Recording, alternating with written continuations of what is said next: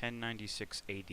In response to recent events in the holy city of Jerusalem, His Holiness Pope Urban II calls for all of Christendom to defend the land that is rightfully theirs by the will of God.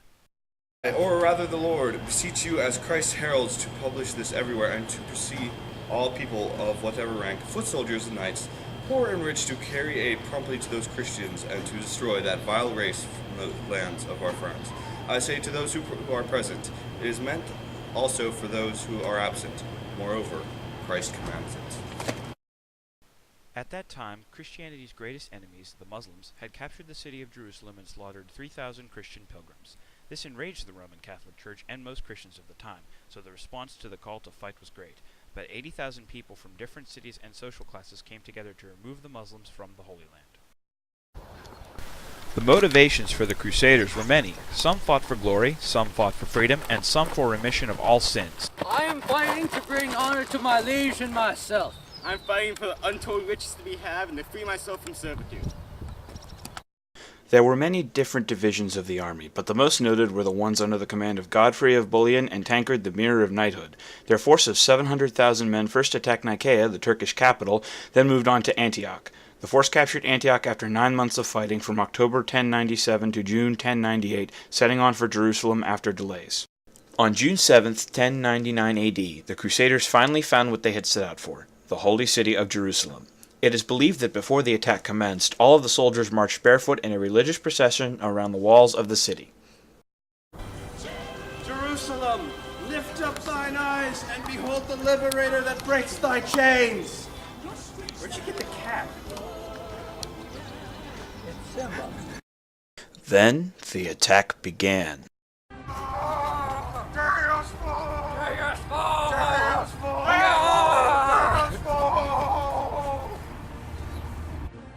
The first attack was unsuccessful.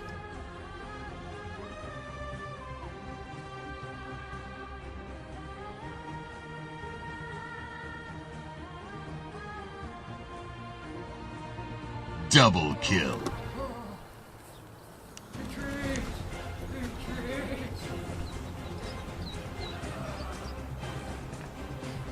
But the second attack was, with Godfrey and Tancred being the first to mount the ramparts. I've got big balls! I've got big balls! They're such big balls! And they're...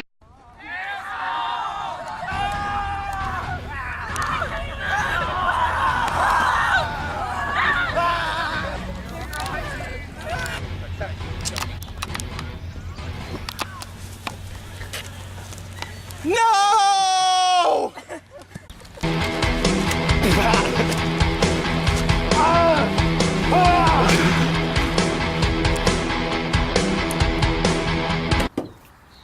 You soldier, where are reinforcements? They're coming by soon.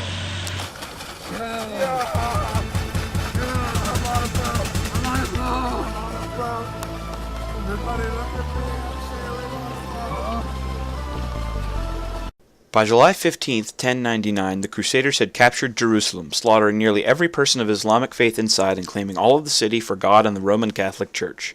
This was the first crusade, the only one that was largely successful. The second crusade was a disaster, with almost all of the gathered army being wiped out by Turkish forces. Get off my lawn!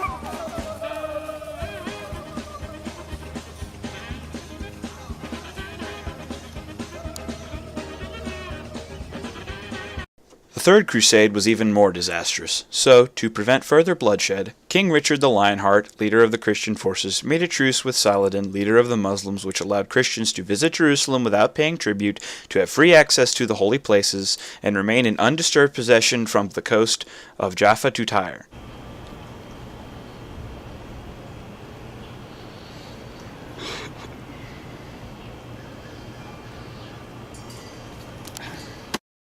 Despite this truce, Pope Innocent III gathered an army in 1202 to once again recapture Jerusalem. However, due to the greed of the Crusaders, they instead attacked the Christian city of Constantinople, causing Innocent III to be filled with shame.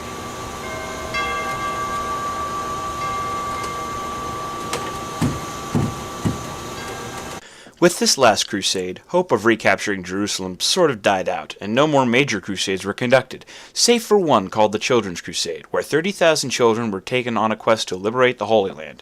This crusade was a complete flop, and half of the children in the crusade were never seen again.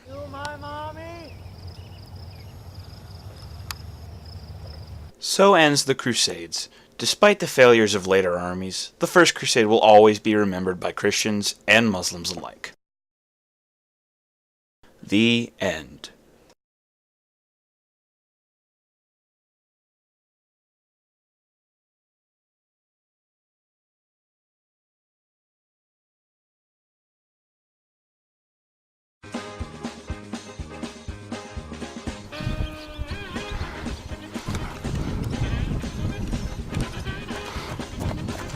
I am fighting for...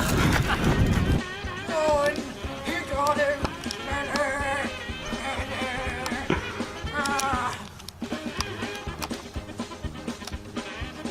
This is Calvin Dunmeyer, Archer Extraordinaire. Guys, we have a boat pickup transfer. Stop. Hammer time.